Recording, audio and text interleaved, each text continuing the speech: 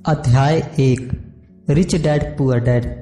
मेरे दो डैडी थे, एक अमीर और दूसरे गरीब। एक बहुत पढ़े लिखे थे और समझदार थे। वे पीएचडी थे और उन्होंने अपने 4 साल के अंडर ग्रेजुएट कार्य को 2 साल से भी कम समय में कर लिया था। इसके बाद वे आगे पढ़ने के लिए Stanford university, university of Chicago तथा नॉर्थ वेस्टर्न यूनिवर्सिटी गए और यह सब उन्होंने पूरी तरह से स्कॉलरशिप के सहारे ही किया। मेरे दूसरे डैडी 8वीं से आगे नहीं पढ़े थे। दोनों ही अपने करियर में सफल थे। दोनों ने जिंदगी भर कड़ी मेहनत की थी। दोनों ने ही काफी पैसा कमाया था, परंतु उनमें से एक पूरी जिंदगी पैसे के लिए परेशान होता रहा। दूसरा हवाई के सबसे अमीर व्यक्तियों में से एक बन गया। एक के बढ़ने पर उसके परिवार, चर्च और जरूरतमंदों को करोड़ों डॉलर की दौलत मिली। दूसरा अपने पीछे कर्ज छोड़कर मरा। मेरे दोनों डैडी इरादे के पक्के, चमत्कारी और प्रभावशाली थे। दोनों ने मुझे सलाह दी, परंतु उनकी सलाह एक सी नहीं थी। दोनों ही शिक्षा पर बहुत जोर देते थे, परंतु उनके द्वारा सुझाए गए पढ़ाई के विषय अलग अलग थे। अगर मेरे पास केवल एक ही डैडी होते तो मैं या तो उनकी सलाह मान लेता या फिर उसे ठुकरा देता। क्योंकि सलाह दोनों देने वाले थे, इसलिए मेरे पास 2 विरोधाभासी विचार होते थे, एक अमीर आदमी का और दूसरा गरीब आदमी का। किसी भी एक विचार को सीधे सीधे मान लेने या न मानने के बजाय मैं उनकी सलाहों पर काफी सोचा करता था, उनकी तुलना करता था और फिर खुद के लिए फैसला किया करता था।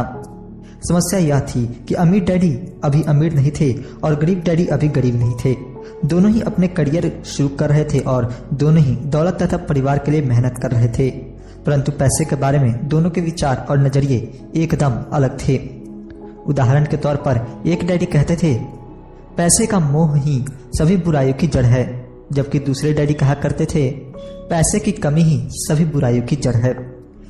जब मैं छोटा था तो मुझे दोनों डैडियों की अलग अलग सलाहों से दिक्कत होती थी। एक अच्छा बच्चा होने के नाते मैं दोनों की बातें सुनना चाहता था।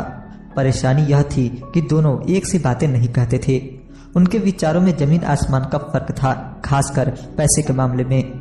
मैं काफी लंबे समय तक यह सोचा करता कि उनमें से किसने क्या कहा, क्यों कहा और उसका परिणाम क्या होगा। मेरा बहुत सा समय सोच विचार में ही गुजर जाता था। मैं खुद से बार बार इस तरह के सवाल पूछा करता, उन्होंने ऐसा क्यों कहा? और फिर दूसरे डैडी की कही हुई बातों के बारे में भी इसी तरह के सवाल पूछता। काश मैं यह बोल सकता, हाँ वे बिल्कुल सही है, मैं उनकी बातों से पूरी तरह सहमत हूँ, या यह कहकर मैं सीधे उनकी बात ठुकरा सकता। बुढ़े को यह नहीं पता कि वह क्या कह रहा है।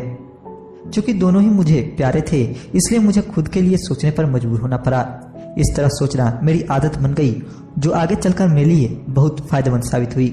अगर मैं एक तरह से ही सोच पाता तो यह मेरे लिए इतना फायदेमंद नहीं होता। धन दौलत का विषय स्कूल में नहीं बल्कि घर पर पढ़ाया जाता है। शायद इसलिए अमीर लोग और ज्यादा अमीर होते जाते हैं, जबकि गरीब और ज्यादा गरीब होते जाते हैं और मध्य वर्ग कर्ज में डूबा रहता है। हम में से ज्यादातर लोग पैसे के बारे में अपने माता पिता से सीखते हैं। कोई गरीब पिता अपने बच्चों को पैसे के बारे में क्या सिखा सकता है? वह सिर्फ इतना ही कह सकता है, स्कूल जाओ और मेहनत से पढ़ो। हो सकता है वह बच्चा अच्छे नंबरों से कॉलेज की पढ़ाई पूरी कर ले, फिर भी पैसे के मामले में उसकी मानसिकता और उसका सोचने का ढंग एक गरीब आदमी जैसा ही बना रहेगा। यह सब उसे तब सिखा था जब वह छोटा बच्चा था। धन का विषय स्कूलों में नहीं पढ़ाया जाता। स्कूल में शैक्षणिक और व्यावसायिक निपुणताओं पर जोर दिया जाता है, न कि धन संबंधी निपुणता पर। इससे यह साफ हो जाता है कि जिन स्मार्ट बैंकर्स, डॉक्टर्स और अकाउंटेंट्स के स्कूल में अच्छे नंबर आते हैं, वे जिंदगी भर पैसे के लिए संघर्ष क्यों करते हैं। हमारे देश पर जो भारी कर्ज लदा हुआ है, वह काफी हद तक उन उच्च शिक्षित राजनेताओं और सरकारी अधिकारियों के कारण है जो आर्थिक नीतियां बनाते हैं। और मजे की बात यह है कि वे धन के बारे में बहुत कम जानते हैं। मैं अक्सर नई सदी में आने वाली समस्याओं के बारे में सोचता हूँ। तब क्या होगा जब हमारे पास ऐसे करोड़ों लोग होंगे जिन्हें आर्थिक और चिकित्सीय मदद की जरूरत होगी। धन संबंधी मदद के लिए या तो वे अपने परिवारों पर या फिर सरकार पर निर्भर होंगे। क्या होगा जब मेडिकेयर और सोशल सिक्योरिटीज के पास पैसा खत्म हो जाएगा? किस तरह कोई देश तरक्की कर पाएगा अगर पैसे के बारे में पढ़ाई की जिम्मेदारी माता पिता के ऊपर छोड़ दी जाएगी, जिनमें से ज्यादातर गरीब है या गरीब होंगे। चूंकि मेरे पास 2 प्रभावशाली डैडी थे, इसलिए मैंने दोनों से ही सीखा। मुझे दोनों की सलाह पर सोचना पड़ता था। इस तरह से सोचते सोचते मैंने यह भी जान लिया कि किसी व्यक्ति के विचार उसकी जिंदगी पर कितना जबरदस्त प्रभाव डाल सकते हैं। उदाहरण के तौर पर एक डैडी को यह कहने की आदत थी, मैं इसे नहीं खरीद सकता। दूसरे डैडी इन शब्दों के इस्तेमाल से चिढ़ते थे। वे जोर देकर कहा करते थे कि मुझे इसके बजाय यह कहना चाहिए, मैं इसे कैसे खरीद सकता हूं। पहला वाक्य नकारात्मक है और दूसरा प्रश्नवाचक। एक में बात खत्म हो जाती है और दूसरे में आप सोचने के लिए मजबूर हो जाते हैं। मेरे जल्द ही अमीर बनने वाले डैडी ने मुझे समझाया कि जब हम कहते हैं मैं इसे नहीं खरीद सकता तो हमारा दिमाग काम करना बंद कर देता है। इसके बजाय जब हम यह सवाल पूछते हैं मैं इसे कैसे खरीद सकता हूं तो हमारा दिमाग काम करने लगता है। उनका यह मतलब नहीं था कि आपका जिस चीज पर दिल आ जाए उसे खरीद ही लें। वे लगभग दीवानगी की हद तक अपने दिमाग को कसरत करवाना चाहते थे, क्योंकि उनके ख्याल से दिमाग दुनिया का सबसे ताकतवर कंप्यूटर है। मेरा दिमाग हर रोज तेज होता जाता है क्योंकि मैं इसकी कसरत करता हूँ। यह जितना तेज होता जाता है मैं इसकी मदद से उतना ही पैसा कमा पाता हूँ।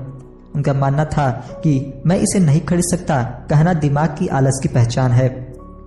हालांकि दोनों ही डैडी अपने काम में कड़ी मेहनत करते थे, परंतु मैंने देखा कि पैसे के मामले में एक डैडी की आदत यह थी कि वे अपने दिमाग को सुला देते थे और दूसरे डैडी अपने दिमाग को लगातार कसरत करवाते रहते थे।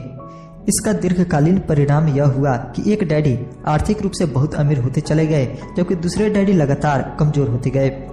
इसे इस तरह से समझे कि एक व्यक्ति हर रोज कसरत करने के लिए जिम जाता है, जबकि दूसरा व्यक्ति अपने सोफे पर बैठकर टीवी देखता रहता है। शरीर की सही कसरत से आप ज्यादा तंदुरुस्त हो सकते हैं और दिमाग की सही कसरत से आप ज्यादा अमीर हो सकते हैं। आलस्य से स्वास्थ्य और धन दोनों का नुकसान होता है। मेरे दोनों डैडियों की विचारधारा में जमीन आसमान का अंतर था। एक डैडी की सोच थी कि अमीरों को ज्यादा टैक्स देना चाहिए ताकि बेचारे गरीबों को ज्यादा फायदा मिल सके, जबकि दूसरे डैडी कहते थे